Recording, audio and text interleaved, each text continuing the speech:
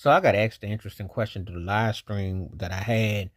What I think about no more Cinderella stories in the Sweet 16, and I think Stephen A. Smith was talking about the death of college basketball, the impact. Well, we already saw college basketball dive 30 years ago when players went straight from high school to the pros, or now the one and done.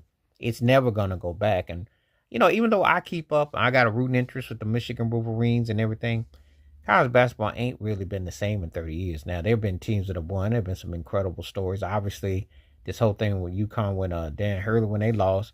And there have been some buzzy beaters, and it's fun to watch. Don't get it twisted. It's more fun to watch than the NBA. But the Cinderella thing, things are pretty predictable. Because I'll give you an example. You remember when Gonzaga was a Cinderella story? And they became the Susan Lucci. You remember Susan Lucci never won the Emmy Awards for actress for a daytime soap?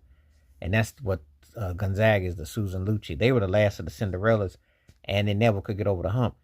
It's different now because most of the times the one and doners are going to big schools, and with the NIL merch and the money involved, you're not gonna go to uh, AT&T Colorado underground and get the same merch. You're going to go to a named school.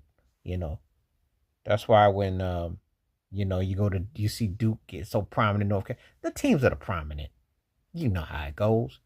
It's nothing has changed. It's just that the stakes are different with the streams and the streams and playing on a known brand. That's no different. The money's with the big names. So if you sign for a year, you get that money. Um, the difference college basketball changed, of course, with the everybody shooting threes and the way the play is now. So it's a whole lot different. There are no Dean Smiths coaching in college basketball today to have a Michael Jordan or a Brad Daugherty and keep them under wraps so you don't see what's behind the curtain. Them days are gone. Guys play at full tilt now. They're auditioning. But what they're auditioning for, you know, do they need a Cinderella team? I always think you need something that makes it special. I do. I remember watching NC State when beating Houston, or Riley Massimino with Villanova when they beat Georgetown 85. Those are moments that are missed. Something that you didn't see coming. Yeah, it's all predictable and scripted. Well, that's like watching the music industry, or like watching the NFL, or watching, uh, you know, baseball tournaments. Some stuff seems so scripted because you don't have anything that you didn't see coming.